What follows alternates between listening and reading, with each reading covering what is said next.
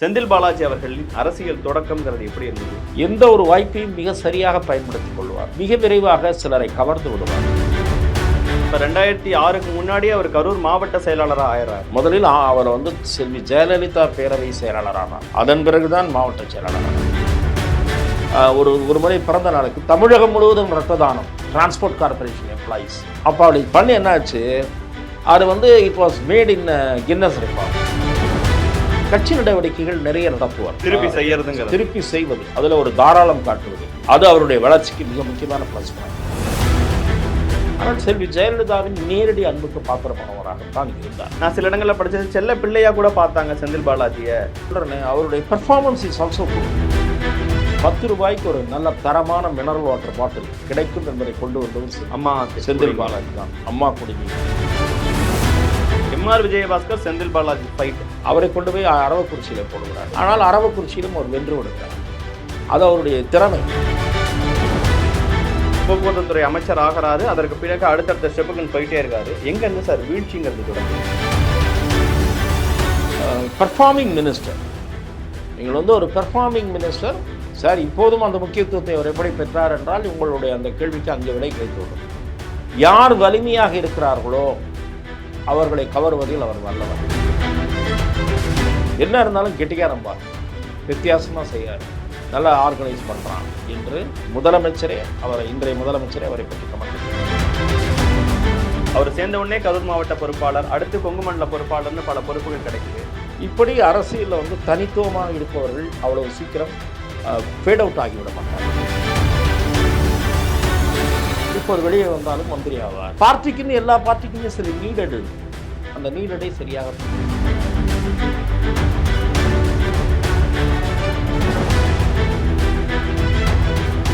வணக்கம், இது தி டிபேட். நான் தினேஷ். சிறப்பு நேர்காணலில் இன்று நம்மோடு இணைந்திருப்பவர் மூத்த பத்திரிகையாளர் திருமிகு துக்ளக் ரமேஷ் அவர்கள். சார் வணக்கம். சார் வணக்கம். கடந்த ஒரு பேட்டியில செங்கோட்டையன் அவர்களுடைய அரசியல் எப்படி இருந்தது, எப்படி அவருடைய வாழ்க்கை தொடங்குனுச்சு அப்படிங்கிற பல விஷயங்கள் செங்கோட்டையன் அவர்கள் குறித்து பேசியிருந்தீங்க. அதுக்கு மிகுந்த வரவேற்பு இருந்தது. அதே மாதிரி மக்கள் எல்லாரும் தெரிஞ்சுக்கணும், அவருடைய வரலாறை தெரிஞ்சுக்கணும்னு ஆசைப்படுற இன்னொரு முக்கியமான அரசியல்வாதி, திமுகவில் முக்கிய முகமா பார்க்கப்படக்கூடிய, தற்போது சிறையில் இருக்கக்கூடிய செந்தில் பாலாஜி அவர். செந்தில் பாலாஜி அவர்களின் அரசியல் தொடக்கம்ங்கிறது எப்படி இருந்தது, அந்த விஷயங்களை பத்தி சொல்லுங்க. திரு செந்தில் பாலாஜி அவர்கள் கிட்டத்தட்ட ஒரு 20 ஆண்டுகளில் பொது வாழ்க்கையில் மிக முக்கியமான கட்டத்தை எட்டிவிட்டார் என்று சொல்லலாம். அவர் அவருடைய பொது வாழ்க்கையினுடைய தொடக்க புள்ளி என்பது, அவர் பட்டப்படிப்பை பாதியிலேயே கொஞ்சம் நிறுத்தி கொண்டவர். அப்போது அவர் திராவிட முன்னேற்ற கழகத்தில் முதலில் அவர் இருந்தார். சிறிது காலம் அவர் திராவிட முன்னேற்ற கழகத்தில் இருந்தார். என்னுடைய நினைவு சரியாக இருக்குமானால் அப்போதே அவர் ஒரு கவுன்சிலர் பொறுப்பிலே இருந்தார். ஆகவே அது நான் கேட்ட தகவல். இன்னொன்று, சிலரிடையே ஒரு தவறான தகவல் உலவுகிறது.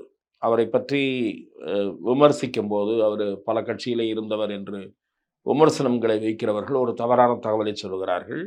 அவர் துவக்க காலத்திலே மறுமலர்ச்சி திமுகவிலும் இருந்தார் என்று. அது தவறான தகவல். திமுகலேருந்து மதிமுகவுக்கு போனார் இல்லை, அவர் மறுமலர்ச்சி திமுகவில் இருந்ததில்லை. இன்னொன்றையும் நான் உங்களுக்கு சொல்ல வேண்டும். திரு செந்தில் பாலாஜி அவர்களோடு கிட்டத்தட்ட ஒரு 10 ஆண்டு காலம் நான் மிக நெருக்கமாக பழகுகிற வாய்ப்பை பெற்றேன். 2006 முதல் 16 வரை என்று சொல்லலாம். 16, 17, 18 கூட சொல்லலாம்.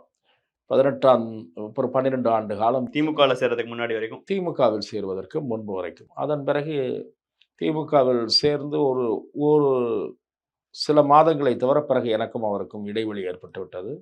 கருத்து ரீதியான இடைவெளியும் ஏற்பட்டு விட்டது. ஆனாலும் கூட நேரில் பார்க்கும்போது எப்படி இருக்கிறீர்கள் என்று நலம் விசாரிப்பதுண்டு. சட்டமன்ற வளாகத்தில் ஓரிரு முறை சந்தித்து கொண்டோம். எவ்வாறு இருக்கிறீர்கள் என்று நான் கேட்பேன், அவரும் என்னை கேட்பார். அதற்கு முன் மிக ஜோவியலாக பழகக்கூடிய, மிக நெருக்கமாக பல கருத்துக்களை பகிர்ந்து கொள்ளக்கூடிய வாய்ப்பு எனக்கு இருந்திருக்கிறது. ஆகவே 2000ஆவது ஆண்டு திராவிட முன்னேற்ற கழகத்திலே அவர் இருக்கிறார். அதன் பிறகு 2004 அல்லது 2000லேயே அதிமுகவில் ஜாயின் பண்ணலையா? இல்லை, 2000லேயே உடனே வந்ததாக எனக்கு நினைவில்லை. ஒரு 2 ஆண்டுகள் இருக்கலாம் என்று நினைக்கிறேன். அவர் வந்த பிறகு அதிமுகவிலே ஏன் கட்சி மாறுறாரு? அதிமுக ஆட்சிக்கு வருவதற்கான சூழல் இருக்கிறது என்பது பலராலும் கணிக்கப்பட்டது. 2001 ஆட்சிக்கு வருகிறது அதிமுக.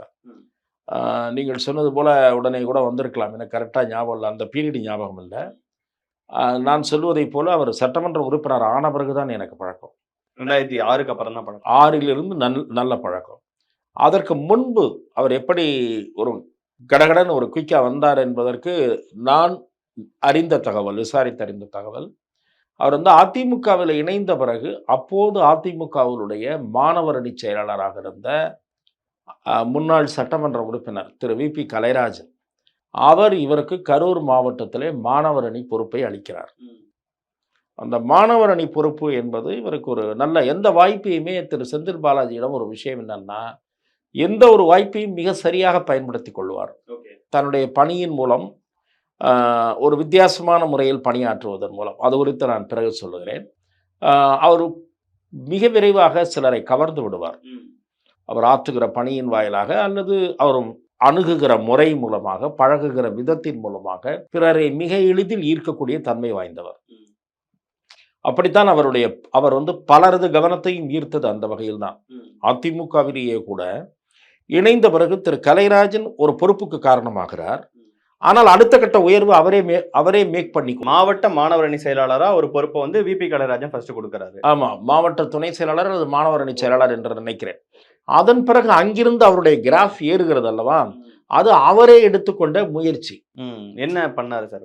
அவர் எல்லாரும் கட்சியினுடைய முன்னணி தலைவர்கள் யார் பவர்ஃபுல்லாக இருக்கிறார்கள் அவர்களை எல்லாம் வந்து அவர் எளிதில் இம்ப்ரெஸ் பண்ணுவார். அவர்களுடைய கவனத்தை ஈர்த்து விடுவார், நம்பகத்தன்மையும் பெற்று விடுவார். அதில் வந்து 2006 தேர்தலில் அவர் சட்டமன்ற தேர்தலில் போட்டியிடுகிற வாய்ப்பை பெறுகிறார்.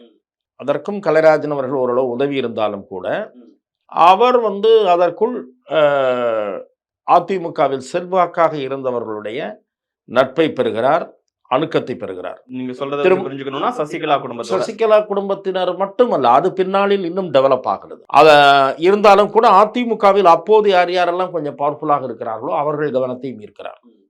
ஸோ அதன் மூலம் ஒரு சீட்டு வாங்குகிறார். இப்ப 2006க்கு முன்னாடியே அவர் கரூர் மாவட்ட செயலாளராக ஆகிறார். அதை தான் நான் சொல்ல வந்தேன். முதலில் அவர் வந்து செல்வி ஜெயலலிதா பேரவை செயலாளரானார். அதன் பிறகுதான் மாவட்ட செயலாளரான. பேரவை செயலாளரான ஒரு 10-15 நாள்லயே மாவட்ட செயலாளர் பொறுப்பையும் கொடுக்குறாங்க. மாவட்ட செயலாளராக ஆகிவிடுகிறார். சட்டமன்றத்திலும் அவர் வந்து என்ன செய்வார் என்றால் எழுந்து நின்று விடுவார். ஏதாவது பிரச்சனை என்றால் முதலில் அவர் எழுந்து நிற்பார். அதே போல ஒரு தொகுதி பிரச்சனை அது இதெல்லாம் பேசுவார். ஒரு கவனம் ஈர்ப்பவராக இருந்தார். ஜெயலலிதா பேஸ் இருக்கும். எனக்கு தெரிஞ்சு நினைவு சரியா இருந்தா சின்னசாமிங்கிற ஒரு மாவட்ட செயலாளராக இருந்தாருன்னு நினைக்கிறேன். அவர் கட்சிக்குள்ள புதுசா வந்தோடனே எப்படி சார் மாவட்ட செயலாளர் பொறுப்பு கொடுக்கிறாரு? நீங்கள் வந்து செல்வி ஜெயலலிதா அவர்களுடைய பாணி அது. நீங்கள் யாரையும் வந்து அவர் நிரந்தரமாக ஒருவர் இருந்தால் அவர்தான் 20 ஆண்டுகள் நீடிப்பார், அசைக்க முடியாதவராக இருப்பார் என்றெல்லாம் அவரிடத்துல இடைபட முடியாது. நான் வந்து அதுதான் நான் சொல்ல வந்தேன். நேற்று தினம் கூட ஒரு நேர்காணல்ல கூறியிருக்கிறேன். அதிமுக பற்றிய நேர்காணல்ல, இப்போதைய அதிமுகவின் நிலை பற்றிய நேர்காணல்ல, இப்போதைய அதிமுகவின் தலைமை திரு எடப்பாடி பழனிசாமி செல்வி ஜெயலலிதாவை போல எல்லோரையும் கண்ட்ரோல் செய்யக்கூடிய நிலையில் அவர் இல்லை. அவர்களிடம் இருக்கக்கூடிய முக்கியஸ்தர்கள் எல்லாம் என்ன நினைக்கிறார்கள் என்றால், மனதுக்குள் அவரை பொதுச் செயலாளராக தேர்ந்தெடுத்து விட்டார்களே தவிர மனதுக்குள் என்ன நினைக்கிறார்கள் என்றால், இவர் நம்முடைய சபார்டினேட்டாக இருந்தவர் தான். He was not considered as their leader. நாமளா சேர்த்து தான் ஒரு லீடரா வச்சிருக்கோம்னு நினைக்கிறாங்க. அதனால என்ன ஆயிடுச்சு, அதிமுகவில் ஒரு மைனஸ் பாயிண்ட். இப்போ அவங்க ஒரு 10 எம்எல்ஏ கையில் வச்சிருக்கணும்னு நினைக்கிறாங்க. குறுநில மன்னர்கள் மாதிரி இருக்காங்க, திமுகவில் இருக்காங்க. இது நம்ம அங்கிருந்து டைவர்ட் ஆகி வந்துட்டோம். ஸோ திரு செந்தில் பாலாஜி அவர்கள், செல்வி ஜெயலலிதா நீங்கள் சொன்னீங்க இல்லையா, Karur Chinnasamy he was in a phase. அவர் எம்ஜிஆர் காலத்திலே எம்எல்ஏவாக இருந்தவர். டியூபெல் அவர் அமைச்சராகவில்லை, ஆனால் எம்ஜிஆர் வந்து அவரை டியூபெல் கார்பரேஷன் ஒரு புது வாரியத்தை உருவாக்கினார். அப்படி ஒரு வாரியம் இருந்ததே உங்களை போன்ற இளைஞர்களுக்கு தெரிந்திருக்க வாய்ப்பில்லை. ஆழ்துளை கிணறு கழகம், இப்படி ஒரு வாரியம். அதற்கு மந்தவெளியில் தான் office. He was a close friend of mind. So அந்த வாரியத்தினுடைய அவர் வந்து நடுவில் வந்து கொஞ்சம் அரசியலில் வந்து அமைதியாகிறார். அப்போ அந்த பீரியடில் இவர் மேலே வரார். கரூரில் இவர் மேலே வரார், நிற்கிறாரு, ஜெயிச்ச உடனே கவனம் ஈர்க்கிறார். இன்னொன்று, ஒரு இளைஞர்களுக்கு அவரு ஏடிஎம்கேங்கிற ஓட் பேஸ் ஜெயலலிதா அவர்களின் ஆசி பெற்றவர் அப்படிங்கிறதுனால ஜெயிக்கிறாரா, இல்லை அப்பயே கரூர்ல அவருக்குன்னு ஒரு செல்வாக்கை ஏற்படுத்திட்டாரா? இல்லை, கரூரில் வந்து லோக்கலாக ஒரு டச்சில் இருந்தார். கட்சி நடவடிக்கைகள் நிறைய நடத்துவார். பொருளாதார ரீதியாக நான் வந்து இதை வந்து செல்வி ஜெயலலிதா அவர்கள் காலத்தில் பார்த்தவர்களில் மிக முக்கியமானவராக நான் செந்தில் பாலாஜியை சொல்லுவேன். அதாவது கட்சியின் மூலம் பொருளீட்டுபவர்களில் கட்சிக்காக நிறைய செலவு செய்பவர்களாக நான் எம்ஜிஆர் காலத்தில் சிலரை பார்த்திருக்கிறேன். எம்ஜிஆர் காலத்தில் சில நண்பர்கள் எனக்கு தெரியும். அவர்கள் வந்து கட்சியின் மூலம் பொருள் ஈட்டி இருக்கலாம், நான் கௌரவமாக சொல்லுகிறேன். ஆனால் கட்சிக்காக தங்களுடைய திருப்பி செய்வது, அதுல ஒரு தாராளம் காட்டுவது, அப்படி தாராளம் காட்டக்கூடிய ஒரு செந்தில் பாலாஜி, அது அவருடைய வளர்ச்சிக்கு மிக முக்கியமான பிளஸ் பாயிண்ட். அதாவது அதை நீங்கள் எப்போது பார்க்கலாம் என்று சொன்னால் அவர் அமைச்சரான பிறகு பார்க்கலாம். அவர் வந்து இளைஞராக செயல்படுகிறவராக இருக்கிறார். அவருக்கு செல்வி ஜெயலலிதா அவர்கள் உயர்வளிக்கிறார். குடும்ப உறுப்பினர்கள் 1-2 பேரை அவர் நட்பு வட்டத்தில் அவர் போய்விடுகிறார். ஸோ அவர்களும் இவருடைய உயர்வுக்கு காரணமாக இருக்கிறார்கள். ஸோ அப்போ உறுப்பினர் சொல்றது சசிகலா குடும்பம். ஆமா, ஓகே. ஸோ அப்போ வந்து இவர் அமைச்சராகி விடுகிறார். அமைச்சரான பிறகு 2006-11 ஒரு எம்எல்ஏ, 11 தான் அமைச்சர் கிடைக்கும். 11 அமைச்சர். அந்த 6-11 ஆனா வந்து ஜெயலலிதாவின் கவனத்தை நல்லா ஈர்த்தவர், நல்லா செயல்படுகிறார் என்கிற பெயர் உண்டு அவருக்கு. உங்களுக்கு செல்வி ஜெயலலிதா அவர்களின் பிறந்த நாள் என்றால் அதிக நிகழ்ச்சிகள் நடத்துவார். விளையாட்டு போட்டி அதற்கு பரிசளிப்பது என்பது எனக்கு தெரிந்து முதலில் அவர்தான் செய்தார் என்று கருதுகிறேன். தவறாக இருக்கலாம், ஆனால் அது பல பேர் செய்வதற்கு அவர் ஒரு காரணமாகவும் இருந்திருக்கிறார். விளையாட்டு போட்டி நடத்தி இளைஞர்களுக்கு தொகுதிக்குள் மாவட்டத்திற்குள் இதெல்லாம் பரிசு அளிப்பது, இரத்த தானம் செய்வது, அந்த மாதிரியான விஷயங்களை செய்வது. நீங்கள் செல்வி ஜெயலலிதா ஆட்சியிலே ஒரு அமைச்சரான பிறகு ஒரு முறை பிறந்த நாளுக்கு தமிழகம் முழுவதும் இரத்த தானம், டிரான்ஸ்போர்ட் கார்பரேஷன் எம்ப்ளாயிஸ். அவர் போக்குவரத்து அமைச்சராக இருந்தபோது. ஆமா, 11 பிறகு. ஆமா. அப்போ அப்படி பண்ணி என்னாச்சு, அது வந்து it was made in Guinness record, அதில் பதிவாகிவிட்டு. இந்த மாதிரி விஷயங்கள் சுலபமாக செல்வி ஜெயலலிதாவின் கவனத்தை ஈர்க்கும் அல்லது அவருக்கு ஒரு நற்பெயரை தேடித்தரும். 11ல ஒரு நல்ல எம்எல்ஏவா பேர் வாங்குறான்னு சொல்லுங்க. 11ல மறுபடியும் சீட்டு கிடைக்கிறதுக்கு இப்ப வாங்கின பெயரே போதுமானதா இருந்ததா, வேற ஏதாவது செயல்பாடுகள் மூலமா வாங்க? இல்ல, அந்த செல்வி ஜெயலலிதா தான் அதற்கு காரணம். அதன் பிறகு பதவி கிடைப்பதோ அல்லது அவர் அரசியலில் இன்னும் உயர்வதோ வேறு சிலருடைய உதவிகள் சேர்ந்திருந்தன. அதாவது அந்த குடும்பத்தை சேர்ந்த 1-2 பேருடைய உதவிகள், நட்பு, அது சேர்ந்திருந்தது. ஆனால் செல்வி ஜெயலலிதாவின் நேரடி அன்புக்கு பாத்திரமானவராகத்தான் இருந்தார். அப்படி யாரையும் அவ்வளோ அவங்க வந்து கிட்டத்தட்ட நான் சில இடங்கள்ல படிச்சது செல்ல பிள்ளையா கூட பார்த்தாங்க செந்தில் பாலாஜிய. எப்ப வேணாலும் போயஸ் தோட்டத்துக்குள்ள நுழையிற ஒரு சிலர்ல அவருக்கான அதற்கு காரணம் நான் தான் சொல்றேனே, அவருடைய பெர்ஃபார்மன்ஸ் இஸ் ஆல்சோ குட். நீங்கள் வந்து நான் அதை தான் சொல்ல வந்தேன். அந்த இரத்த தானம் மட்டும் கிடையாது, இப்போது ஒரு திட்டம் வந்து சரியா செயல்படுத்தப்படாமல் இருக்கிற அந்த ஆட்சியில. நான் இந்த நேர்காணல் மூலம் நான் மாண்புமிகு முதலமைச்சர் அவர்களை கூட கேட்டுக்கொள்கிறேன். அது செல்வி ஜெயலலிதாவுடைய பெயரோ படமோ இல்லாமல் கூட செய்யுங்கள். 10 ரூபாய்க்கு ஒரு நல்ல தரமான மினரல் வாட்டர் பாட்டில் கிடைக்கும் என்பதை கொண்டு வந்தவர் செந்தில் பாலாஜி தான். அம்மா குடிநீர், அது அவருடைய பிரெயின் சைல்டு. அந்த பாட்டில் எல்லா பஸ் டெப்போலையும் கிடைக்கும், தமிழ்நாடு முழுக்க கிடைக்கும் என்பதை அவர் கொண்டு வந்தார். அது பயணிகளுக்கு பெருமளவுக்கு பயனுள்ளதாக இருந்தது. அது மட்டும் இல்லை, it was really a pure drink. நீங்கள் மினரல் வாட்டர் என்ற பெயரில் நீங்களும் ஒரு செய்தியாளராக பல இடங்களில் பயணிப்பவர், நானும் பயணிக்கிறேன். நிறைய பேர் பிஸ்லரி அண்ட் அக்வாஃபினாவை தவிர வேறு எந்த தண்ணியும் வாங்கி நம்பி குடிப்பதற்கு தயாராக இல்லாதவர்கள். நானே கூட ஆகட்டும், நீங்கள் ஆகட்டும், ஒரு செய்தியாளராக அறிகிறோம். நிறைய பிளான்ட்டு, எந்த விதமான சுத்திகரிப்பு ஆலை எதுவுமே இல்லாமல் டிஸ்டிலரி வாட்டர் வெவ்வேறு பிராண்டு பார்க்கிறோம். பல்வேறு கடைகளில் சென்னையிலும் பார்க்கிறோம், வெளியூர்களிலும் பார்க்கிறோம். இப்போ பிஸ்லரி கேட்டால் இல்லை, அக்வாஃபினா கேட்டால் இல்லை, வேற ஒரு அக்வான்னு ஏதோ ஒன்று சொல்லுகிறார்கள், அல்லது வேற பேரே இல்லாத ஒன்று கிடைக்கிறது. ஸோ இந்த அம்மா குடிநீருங்கிற விஷயத்தெல்லாம் கொண்டு வந்தது டீம் என்பது ஒன்று இருந்தது. அது கூட நல்ல வாட்டராக இருந்தது, மெட்ரோ வாட்டருடைய வாட்டர். அது ஏன் போச்சுன்னு எனக்கு தெரியல. இது குறித்து முதலமைச்சர் சிந்திக்கணும். ஆகவே அந்த குடிநீர் இருக்கு பாருங்க, அது ரொம்ப பாப்புலர் ஆச்சு அந்த அந்த ஸ்கீம். அதே மாதிரி உங்களுக்கு அந்த சிற்றுண்டு மினி பஸ்ன்னு நான் ஒரு தடவை செல்வி ஜெயலலிதா கூறி என்னை அவர் திருத்தம் செய்தார். சிற்றுந்து என்று சொன்னார். நான் செல்வி ஜெயலலிதா அவர்களிடம் ஒரு முறை தலைமைச் செயலகத்திலிருந்து அவர் கிளம்பும் போது சில நேரங்களில் என்னிடத்துல நிறுத்தி என்ன நடக்கிறது நாட்டில் என்பதை சுருக்கமாக கேட்பார். நான் சுருக்கமாக சில வார்த்தைகளில் பேசுவேன். அப்போது நான் அவரிடம் சிற்றுந்து, அந்த மினி பஸ் என்று சொன்னேன், சிற்றுந்து என்று அவர் கரெக்ட் பண்ணார். அந்த மினி பஸ் வந்து இன்டீரியர் ஏரியாஸுக்கு பெரிய பயனுள்ள அளவில் இருக்கிறது, அதை இன்னும் எக்ஸ்டெண்ட் பண்ணலாம் என்று நான் செல்வி ஜெயலலிதாவிடம் தெரிவித்தேன். அதன் பிறகு அதை சப்சிக்வெண்ட்டாக நான் திரு செந்தில் பாலாஜியிடமும் கூறினேன். அவர் எப்படியும் நீங்கள் சொல்லிவிட்டீர்கள், அம்மா எனக்கு இன்ஸ்ட்ரக்ஷன் கொடுத்து விடுவார், செய்து விடலாம் அப்படி என்று சொன்னார். புது பஸ் வாங்குவதில் ஆர்வம் காட்டுறதாகட்டும், அப்புறம் வந்து அந்த இப்போ அது பேர் என்ன, அந்த புழுதிவாக்கம் டு வேளச்சேரி, அந்த மாதிரி இன்னொரு பக்கம், அந்த பக்கம் இருக்கக்கூடிய நார்த் மெட்ராஸ் பக்கத்துலேருந்து மெயின் ரோடு அல்ல இன்டீரியர், இந்த சர்வீஸ் இம்ப்ரூவ் ஆவதற்கு செல்வி ஜெயலலிதா ஒரு முக்கியமான முயற்சி எடுத்தார். அதற்கு திரு செந்தில் பாலாஜி போக்குவரத்து துறை அமைச்சராக இருந்த செந்தில் பாலாஜி ஒரு கருவியாக இருந்தார். ஸோ இந்த மாதிரியான விஷயங்கள்லாம் பெர்ஃபார்மன்ஸ் அசஸ்மெண்ட் பண்ணுவார் செல்வி ஜெயலலிதா. எனக்கு அதே மாதிரி 1-2 அமைச்சர்கள் சொல்லியிருக்கிறார்கள். கெட்டிக்காரர், அம்மா கேட்டால் டக்குன்னு விஷயத்தை ரெடியாக வச்சிருப்பார் கையில். செந்தில் பாலாஜி சொல்றேன், ஆன்டிசிபேட் பண்ணி கையில் ரெடியாக விஷயத்தை வச்சிருப்பார். இந்த விஷயத்தை இன்னைக்கு கேட்பாங்க அப்படின்னு ஆன்டிசிபேட் பண்ணுவார். என்னிடம் ஒரு மூத்த ஐஏஎஸ் அதிகாரி, பெயர் சொல்வது சரியாக இருக்காது, அவர் சொல்லியிருக்கிறார், நாங்கள் வந்து ப்ரீவியஸ் மீட்டிங்கில் என்ன பேசி நிறுத்தினோம் என்பதை நினைவில் வைத்துக் கொள்ளாவிட்டால் அது செல்வி ஜெயலலிதா விடம் மாட்டிக்கொண்டு விடுவோம் என்றால் கரெக்டாக அங்கிருந்து தொடங்குவார். போன மீட்டிங்கில் இதை நீங்கள் சொன்னீங்க, அது என்ன ஆச்சுன்னு கேட்பாரு. ஸோ வி மஸ்ட் பி அலர்ட்டாக இருக்கணும். நாங்கள் வந்து எந்த நேரம் என்ன கேள்வி வரும் என்பதில் பல விஷயங்களை ஒரு பரீட்சைக்கு போகிற மாணவனை போல தயார் நிலையில் போக வேண்டும் அவருடன் துறை சம்பந்தமான விவாதத்திற்கு போகும்போது என்று சொல்வார்கள். அதையே திரு செந்தில் பாலாஜி அப்படித்தான் இருப்பார், அந்த நிலையில் தான் இருப்பார். அவர் அப்படி இருப்பார் என்று என்னிடம் வேறு ஒரு அமைச்சர்களும் சொல்லியிருக்கிறார். அந்த விஷயத்திலெல்லாம் ரொம்ப கரெக்டாக இருப்பார், ப்ரிப்பேர்டாக இருப்பார் அப்படின்னு. அதை தவிர கட்சிக்காரங்களுக்கு ரொம்ப நல்லா பண்ணுவார், ஹெல்ப் பண்ணுவார்.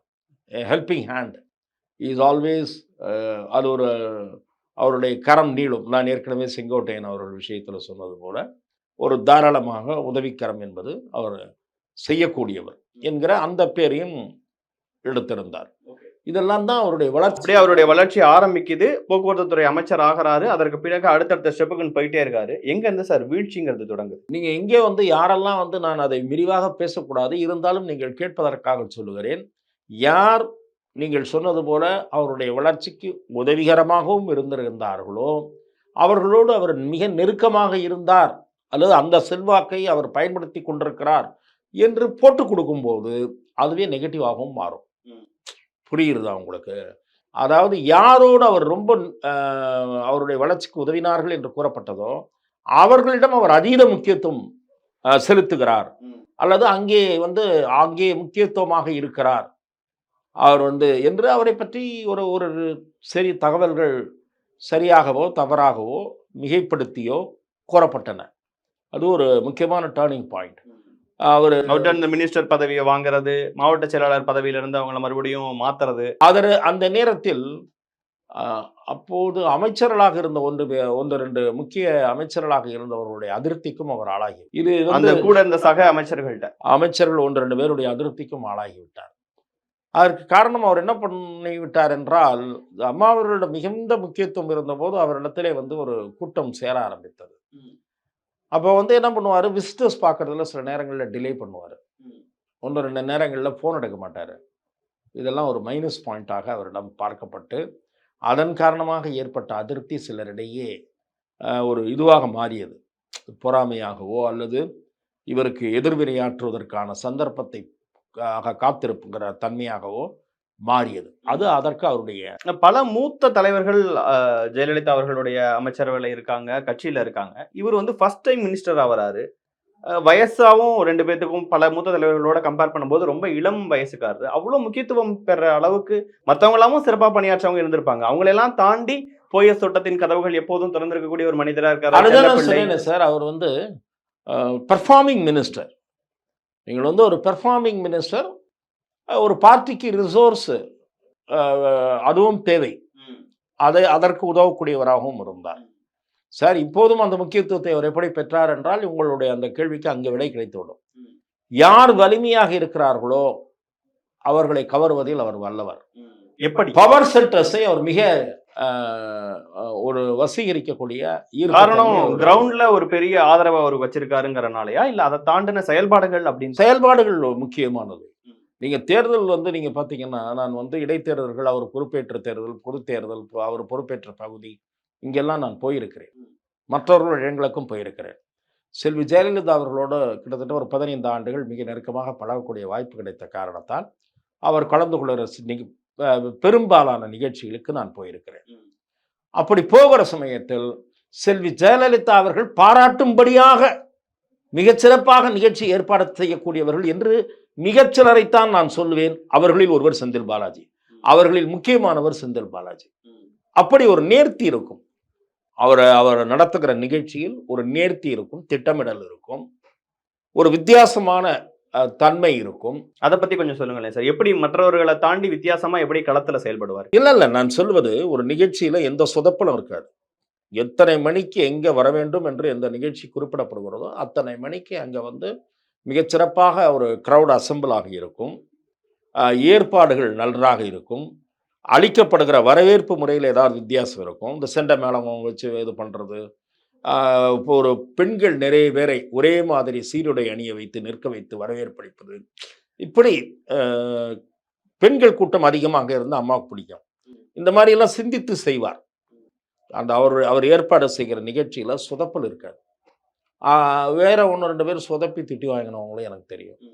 ஆக இப்படி எந்த ஒரு விஷயத்திலும் கவனம் செலுத்துவார். அவர் அதற்காக ஆகிற செலவை பற்றி கவலைப்பட மாட்டார்.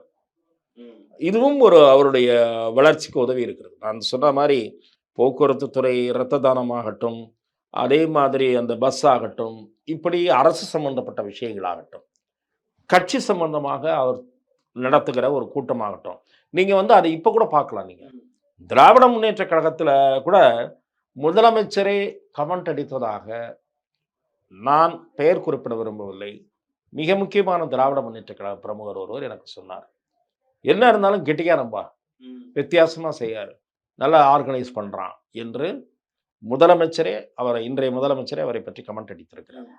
ஆக திராவிட முன்னேற்ற கழகத்தில் நீங்கள் கேட்கலாம், திராவிட முன்னேற்ற கழகத்தில் எத்தனை ஆண்டுகள் இருக்கல இல்லையா என்று. ஒரு புதியவர், ஒரு இளைஞர் இப்படி செய்கிறார் என்போது ஒரு வியப்பு ஏற்படும். நீங்க அந்த மாதிரி நடத்தக்கூடியவர் என்று எனக்கு நிச்சயமாக திரு நேருவை நான் சொல்லுவேன். நேரு நடத்துகிற நிகழ்ச்சிகளை மிக வெற்றிகரமாக நடத்துவார், கலைஞரால் பாராட்டப்பட்டவர். அதே போல என்னுடைய நண்பர் வேலு அவர்கள் இருக்கிறார், நீண்ட காலமாக இருக்கிறார், எல்லாம் பண்ணுவார். ஆனால் இவருடைய நிகழ்ச்சியில் ஏதாவது ஒரு புதுமையாக ஏற்பாடு செய்வார். நீங்கள் என்னிடத்திலே சொன்னார்கள், முதலமைச்சர் அவர்கள் கலந்து கொண்ட ஒரு நிகழ்ச்சி, அவர் ஏர்போர்ட்டில் இறங்கியதிலிருந்து அவர் தங்குகிற இடத்திலிருந்து நிகழ்ச்சி நடந்த இடம், இது அத்தனையும் டிஃபரெண்ட் கிரௌடை கொண்டு நிறுத்தி வழியெங்கும் திரும்பி அதே முகங்கள் பார்க்கவே முடியாது. இல்ல அப்படி செய்தார். கிட்டத்தட்ட நான் சொல்லுவதானால், இதெல்லாம் இப்போது நான் பழகாமல், ஆனால் நான் விசாரித்து உங்களுக்கு சொல்லுகிறேன். பழைய தருணங்களில் நானே அவரோடு இருந்திருக்கிறேன். இந்த நிகழ்ச்சி நான் சொன்ன காரணத்தில் நான் பங்கும் பெற்றிருக்கிறேன். அதாவது அவரோடு இருந்திருக்கிறேன். இந்த நிகழ்ச்சி ஏற்பாட்டின் போது அவரோடு இருந்திருக்கிறேன். ஸோ இப்போது என்னிடத்துல சொன்னார்கள், கோவையில் உங்களுக்கு அண்மையிலே பிரதமருடைய ரோடு ஷோ நடந்தது அல்லவா, இப்படிப்பட்ட ஒரு ரோடு ஷோ நடப்பதற்கு ஒரு பிரயத்தனம் தேவை, அதாவது ஒரு திட்டமிடல் தேவை. அதை சிறப்பாக செய்யக்கூடியவர் செந்தில் பாலாஜி. ஸோ அது பற்றியும் சரி, நிகழ்ச்சியை பற்றியும் சரி, பொதுவாக முதலமைச்சர் ஸ்லாகித்து பேசியதாக நான் கேள்விப்படுகிறேன். அதன் காரணமாக கடவுள் பக்தி நிறைய இருக்கும். ஜெயலலிதா அவர்கள் சிறைக்கு போகும்போது கோவிலா போய் அங்க பிரதர்ஷனம் செய்யறது, அதற்காக சில நேர்த்தி கடன்கள் செய்யறது. கடவுள் பக்தி இயல்பாகவே கடவுள் பக்தியிலே இல்ல ஜெயலலிதா பக்தியிலையா? ஜெயலலிதா பக்தி அல்ல. அதிமுகவில் பல பேருக்கு, மிகச்சிலரை தவிர, அப்படி தீவிர பக்தி இல்லாதவர்களையும் 1-2 பேரை எனக்கு தெரியும். ஆனால் மிக பலருக்கு, 90% மேற்பட்டவர்களுக்கு தீவிர பக்தி உண்டு. எனக்கு தெரிந்து சில பேர் இது பண்ணுதான் கிளம்புவார்கள், நல்ல நேரம் அதெல்லாம் பார்த்துவிட்டு தான் கிளம்புவார்கள். அதே மாதிரி கோயில் விஷயத்தில் கோயிலுக்கு போய்விட்டு கோட்டைக்கு போகிறவர்கள் உண்டு, அதை பூஜை செய்து விட்டு கிளம்புகிறவர்கள் உண்டு. அந்த மாதிரி இவரும் வீட்டில் பூஜையாக அது அவருடைய வழிபாட்டு முறை, அதை செய்துவிட்டு தான் கிளம்புவார். அதெல்லாம் உண்டு. அதே மாதிரி பிறந்த நாளுக்கு அதை செய்வார். நான் எப்படி நேர்த்தி பிறந்த நாளுக்கா? ஆமா, அந்த இது சொன்ன பாருங்க, விளையாட்டு போட்டி சொன்ன பாருங்க, ரத்த தானம், விளையாட்டு போட்டி, அந்த மாதிரி இது ஒரு அஜெண்டா வச்சிருப்பாரு. கோயில் அன்னதானம், கோயில்ல சிறப்பு வழிபாடு, சிறப்பு அர்ச்சனை, இதெல்லாம் என்ன பண்ணுவாரு, மற்றவங்க செய்யாத இது ஒன்று இவர் பண்ணுவாரு. இவருக்கு போட்டியா அல்லது இவரை மாதிரி பண்ணக்கூடிய இன்னொருத்தர் ஆர்பி உதயகுமார். ஆனா இவர் தான் அதை வந்து பம்பாட் பண்ற அளவுக்கு செய்வார். ஓஎஸ் மணியன் செய்வார்னு கேள்விப்பட்டிருக்கேன். இல்ல, நான் அதிகமாக செய்வது சொல்லுகிறேன். 2 பக்க விளம்பரம் தருவார்.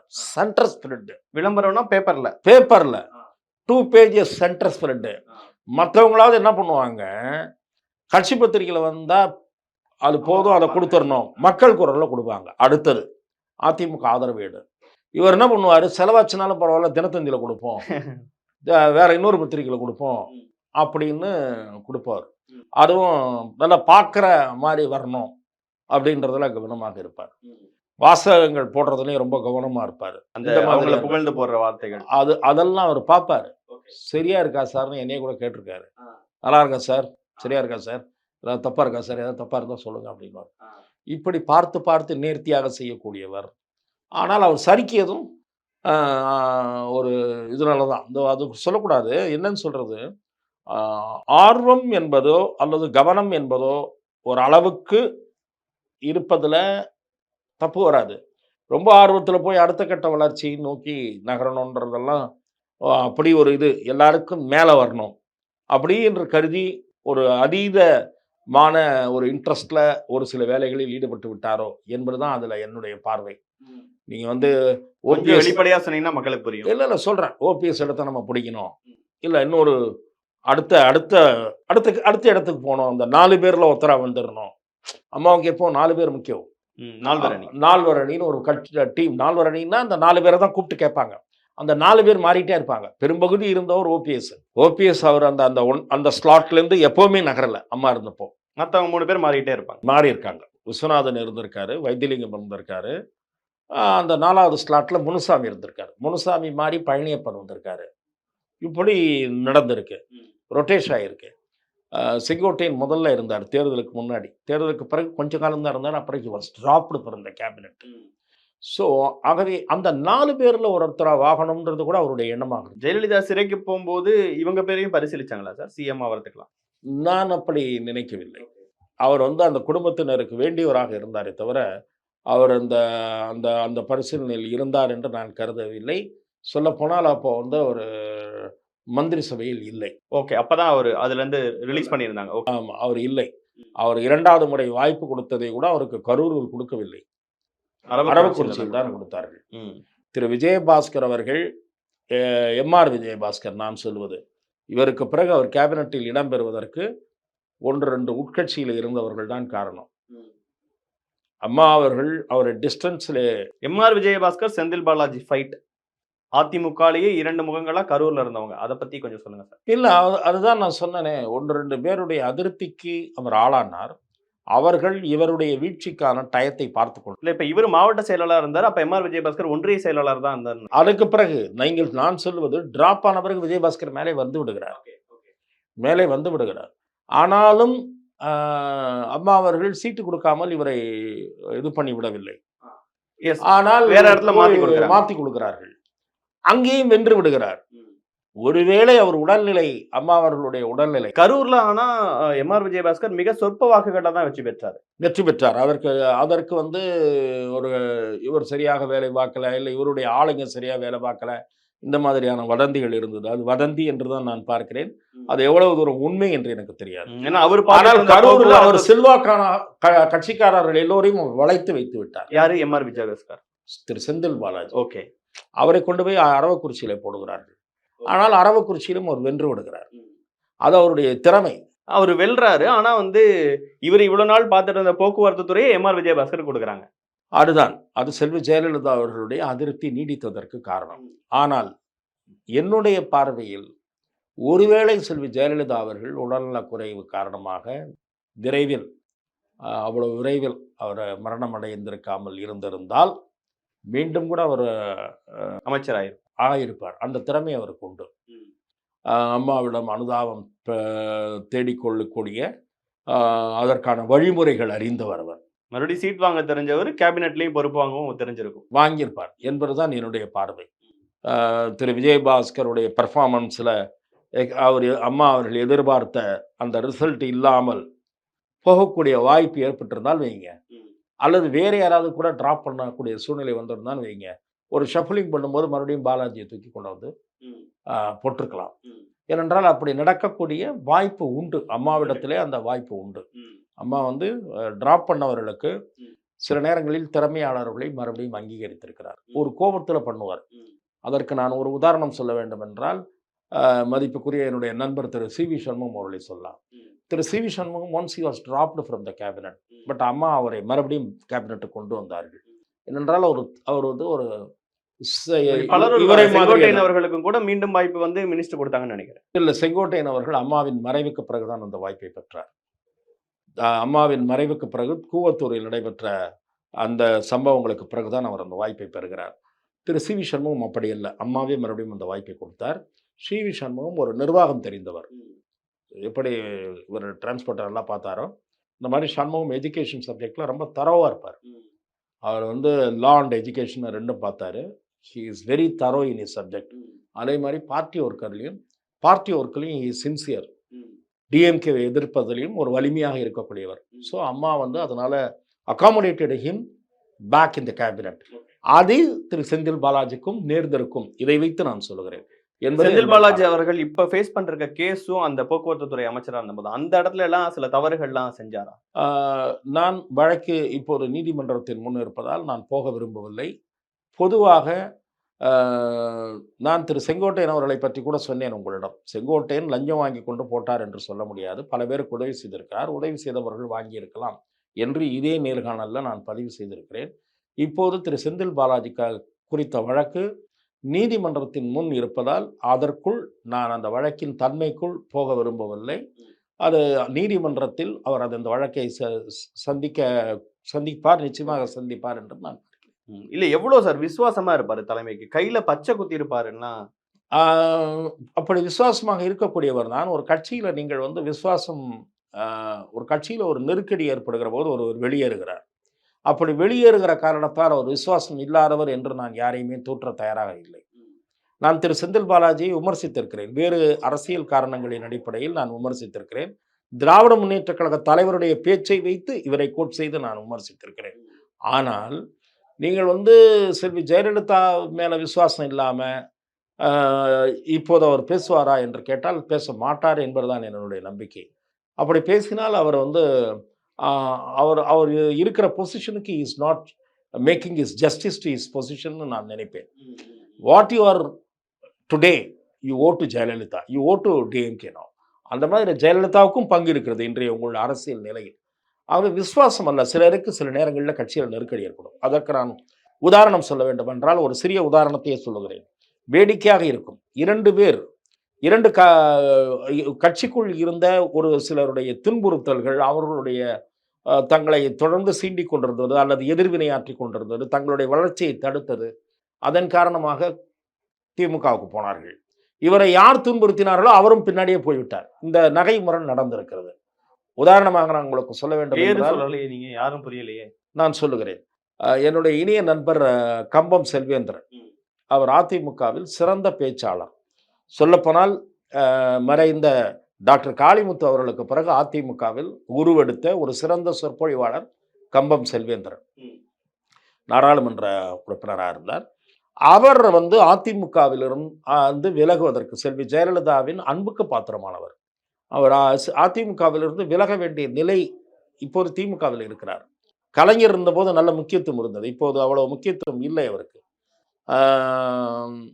அவரை பார்த்தீர்கள் என்றால் அவர் விலக வேண்டிய நிலை சேடப்பட்டி முத்தையாவால் ஏற்பட்டது. பிறகு பார்த்தீர்கள் என்றால் அதே சேடப்பட்டி முத்தையா பின்னாலேயே அவரும் திமுக போய்விட்டார். இது ஒரு வினோதமான காட்சி. அதே போல செல்வ கணபதி செல்வி ஜெயலலிதா அவர்களுடைய விசுவாசிதான். தன் மீதான வழக்கில் ஒரு வழக்கை அப்பீலுக்கு இப்போது கொண்டு சென்றால் சரியாக இருக்கும் என்று அவர் கருதுகிறார். அதற்கு 1-2 பேர் அதிமுகவில் இருந்தவர்கள் முட்டுக்கட்டை போட்டார்கள். அவர் என்னிடம் சொன்னது, இப்போது சம்பந்தப்பட்டவர்கள் மறுக்கலாம், அவர்களிலே ஒருவர் என்று அவர் ஜோதியை குறிப்பிட்டார், இன்னொருவர் என்று திரு பொன்னையனை குறிப்பிட்டார்.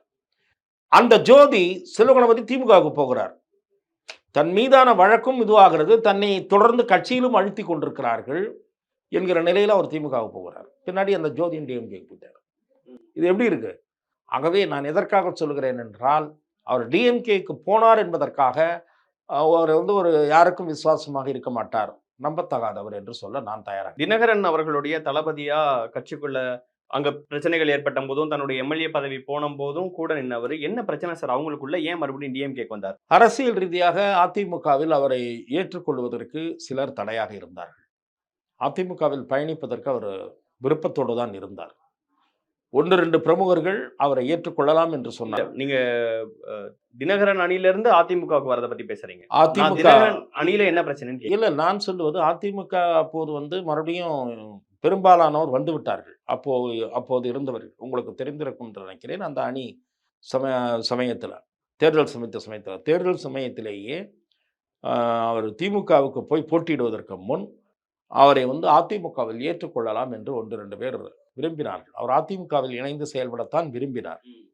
அப்போது 1, 2 பேர் அதற்கு எதிர்ப்பு தெரிவித்தார்கள். ஸோ அரசியல் ரீதியாக அவருக்கு திமுகவில் இருந்து அழைப்பு அல்லது அவருடைய நண்பர்கள் எடுத்த முயற்சி, அதன் காரணமாக அவர் திமுகவுக்கு போனார். இப்படித்தான் அது நடந்தது. அவர் அதிமுக சார்பாக நின்னாலும் சரி, திமுக சார்பாக நின்னாலும் சரி, அங்க கட்சியெல்லாம் கடந்து செந்தில் பாலாஜி எங்க நின்னாரோ, செந்தில் பாலாஜி என்ன சொல்றாரோ செய்வோம். அப்படிங்கிற ஒரு விஷயத்தை எப்படி சார் கரூர்ல ஏற்படுத்தினாரு? அந்த கரூர் மாவட்ட கேங்னு ஒரு விஷயம். கரூர் கேங்னு வேற மாதிரி சில விஷயங்களுக்காக குறிப்பிடுறாங்க. நான் கேட்கறது கரூர்ல கட்சிகளை கடந்து செந்தில் பாலாஜிக்குன்னு ஒரு ஆதரவு வட்டத்தை எப்படி ஏற்படுத்தினார்? அதற்காகத்தான் நான் சொல்லுகிறேன். ஒரு நல்லது கெட்டதுல நீங்க நெறைய கட்சிக்காரர்களுடைய நல்லது கெட்டதுல நெறைய கலந்துக்கிட்டீங்கன்னு வச்சுக்கங்க. நீங்கள் வந்து எந்த நிலையில் இருந்தாலும் பலர் உங்களோடு நிற்பார்கள். கட்சியெல்லாம் கடந்து. கட்சி கடந்து அல்ல. நீங்கள் வந்து அரசியல் ரீதியில் உயர்வாக இருந்தாலும், பின்னடைவாக இருந்தாலும், உங்கள் பக்கம் ஒரு கூட்டம் இருக்கும். அது நீங்கள் நடந்து கொள்ளுகிற முறையை பொறுத்து. இம்மாதிரி எனக்கு வேறு சில அரசியல்வாதிகளையும் தெரியும். அவ்வாறு அ வ தங்களுடைய நலன் விரும்பிகளாக ஒரு கூட்டத்தை வைத்திருக்கக்கூடியவர்கள் அரசியல்ல சிலர் இருக்கிறார்கள். அதற்கு அவர்கள் தனிமனித ரீதியாக அவர்கள் செயல்பாடு என்பது முக்கியம். அப்படி தனிமனித ரீதியாக பலருடைய ஆதரவை பெறக்கூடிய வகையில், எந்த சமயத்திலும் பெறக்கூடிய வகையில் தான் இருந்த பொறுப்புகளின் மூலம் நடந்து கொண்டவர் தான் செந்தில் பாலாஜி. உங்க உழைப்பு எப்படி சார்? கடினமான உழைப்பாளி. அவர் வந்து ஒரு ஒர்க் என்று வரும்போது ஓய்வில்லாமல் உழைக்கக்கூடியவர். அவர் ஒன்றும் ஒரு லெத்தார்ஜிக் ஆட்டிடியூடோடு பார்த்து கொள்ளலாம் என்று நினைக்க மாட்டார். கேள்விப்பட்ட வரைக்கும் 3 மணிக்கு திடீர்னு நைட்டு இரவு 3 மணிக்கு வந்து கொடுத்த வேலை சிலரிடம் வேலைகளை பகிர்ந்து கொடுப்பார். அந்த வேலைகள் சரியாக நடைபெறுகிறதா என்று தொடர் ஃபாலோ அப் அவரே மேற்கொள்வார். நீங்கள் சொல்லுவது அப்படித்தான். திடல்ல வேலை நடந்துகிட்டு இருக்குன்னு வச்சுங்க. என்ன பண்ணுவார், ஒரு 11 மணிக்கு வாங்க போய் பார்த்துட்டு வந்துடலான்னு கிளம்பிடுவார். நைட்டு ஒரு 11:30 மணிக்கு. அதை பார்த்துட்டு மறுபடியும் வருவார் வீட்டுக்கு. அவங்க எக்ஸ்பெக்ட் பண்ண மாட்டாங்க 11:30 மணிக்கு ராத்திரி புறப்பட்டு வருவாருன்னு. ஆக அந்த மாதிரி ஒரு ஃபாலோ அப் இருக்கக்கூடிய ஒரு அரசியல்வாதி. பல பேர் அப்படித்தான் அரசியலில் உயர்வுகளை அடைந்தார்கள். பல பேர்னா உயர்வுகளை அடைந்து பல பேர்ன்றது தவறாக இருக்கலாம். சில பேர் அப்படியான கடினமான உழைப்பு அல்லது இந்த மாதிரியான குணங்கள், நல்லது கெட்டதில் பங்கேற்பது, அதற்கு இன்னொரு கட்சியிலிருந்து ஒரு சிறந்த உதாரணம் சொல்ல வேண்டும் என்றால் நான் திருநாவுக்கரசர் அவர்களை சொல்வேன். இப்படி அரசியல்ல வந்து தனித்துவமாக இருப்பவர்கள் அவ்வளவு சீக்கிரம் ஃபேட் அவுட் ஆகிவிட மாட்டார்கள். அப்படிப்பட்டவர்களில் ஒருவர் தான் செந்தில் பாலாஜி. திமுகக்குள்ள வந்த பிறகும் இவ்வளவு செல்வாக்கு மிக்க துறைகள் அவருக்கு கிடைக்குது. கட்சியில முக்கியமான அவர் சொல்றவங்க எல்லாம் கேண்டிடேட் ஆகிற அளவுக்கு, அண்ட் தென் அவர் சேர்ந்த உடனே கரூர் மாவட்ட பொறுப்பாளர், அடுத்து கொங்கு மண்டல பொறுப்பாளர்னு பல பொறுப்புகள் கிடைக்குது. அதெல்லாம் எப்படி? அது உள்ளாட்சி தேர்தலில் அவர் வசம் பொறுப்பு கொடுத்து அந்த பொறுப்புல வந்து அவர் நிறைய வெற்றி தேடி தந்தார் என்பது ஒரு காரணம். 2வது, நான் உங்களுக்கு சூசகமாக ஏற்கனவே சொன்னேன். யார் யார் செல்வாக்காக இருக்கிறார்களோ அவர்களை எப்படியும் நெருங்கி விடுவார். அதற்கான வழிமுறைகளை அவர் நன்கு அறிந்தவர். எப்படி அதிமுகவுக்குள் அவருக்கு வந்து 2 பேருடைய இதன் காரணமாக எதிர்த்து ஏற்பட்டதோ, செந்தில் பாலாஜி எப்படி திடீர்னு அவருக்கு நல்ல போர்ட்ஃபோலியோ, அம்மா அடிக்கடி பார்க்குறாங்க, நல்லா இருக்காங்க, அம்மாவுடைய குட் புக்ஸில் இருக்காருன்னு எப்படி நினைச்சாங்களோ, அதே மாதிரி இங்கேயும் சில பேர் நினைச்சாங்க.